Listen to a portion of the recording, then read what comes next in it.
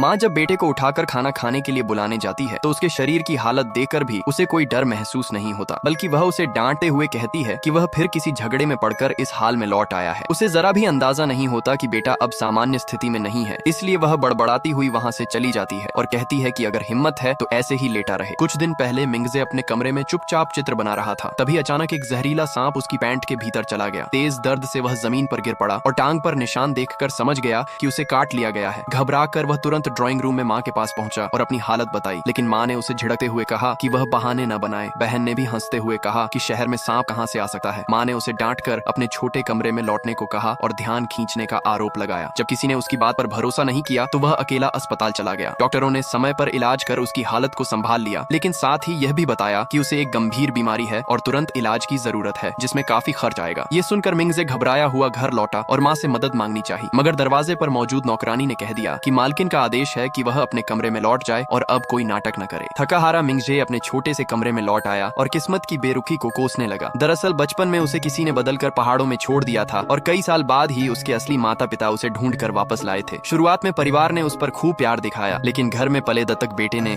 धीरे धीरे उसके खिलाफ माहौल बनाना शुरू कर दिया। एक दिन उस पर पिता की घड़ी गायब करने का झूठा आरोप लगा दिया गया। मिंगजे खुद को निर्दोष साबित करना चाहता था, लेकिन ठीक से बात न कर पाने के कारण वह कुछ समझा नहीं पाया। दत्तक बेटा लगातार बातें बढ़ाता रहा और पिता गुस्से में आकर उसे सख्त सजा दे बैठे। इसके बाद घर वालों का रवैया पूरी तरह बदल गया और मिंगजे को कबाड़ से भरे स्टोर रूम में रहने को मजबूर कर दिया गया। इसी दौरान उसकी तबीयत अचानक और बिगड़ गई। अकेलेपन और निराशा में उसे अपने असली माता पिता के साथ बिताए पल याद आने लगे और धीरे धीरे वह पूरी तरह बेहोशी की हालत में चला गया। अगले दिन जब माँ ने देखा कि वह खाने नहीं आया तो गुस्से में स्टोर रूम पहुंची। उसे यह नहीं पता था कि नौकरानी पहले ही साजिश का हिस्सा बन चुकी थी। माँ ने बिस्तर पर पड़े मिंगजे को डांटा और उसकी हालत को किसी झगड़े का नतीजा समझ लिया, फिर नाराज होकर लौट गई। अगले दिन कमरे से अजीब सी बदबू आने लगी, लेकिन परिवार ने इसे कचरे की समस्या मानकर अनदेखा कर दिया। इसी बीच घर में शादी की बातें शुरू हो गईं और तय किया गया कि मिंगजे को ही एक अमीर परिवार में भेजा जाएगा, जबकि सच्चाई यह थी कि तब तक वह किसी और ही स्थिति में पहुंच चुका था, जिसकी किसी को भनक तक नहीं थी।